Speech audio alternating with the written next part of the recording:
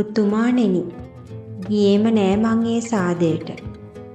එපා කියලයි කිව්වේ ඔහු. ගමන් බිමන් රෑ ජාමෙට. පත්තරේ අරන් එද්දි හැමදාම උදේට මං දුවලා යනවා පාර අද්දරට. පියාඹන හාදුවකින් එහාට දිගක් පළලක් නැතත් අපේ සම්බන්ධෙට එකතු කරලා අරන් තියලා තිබුණේ මං. ඔහු ගෙනත් දුන්නු forget me not මල් පෙත්තෙන් පෙත්තට.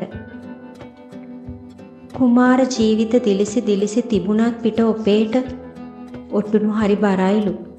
මාත් කියවලා තියනවා කතන්දර එමට. රන්රුවන් ප්‍රාසාද, නිල්මැණික් ප්‍රාකාර, ඔය මොනව තිබුණත් කුමට සැනසෙල්ලක් රැඳෙන්නේ නැතිනම් හිතයට. පුතුමාණෙනි, මං ගියේම නෑ ඒ සාදයට. වීදුරු සපත්තු ගැලපෙන විදිහක් නෑ කොහොමටවත් මගේ කකුලට.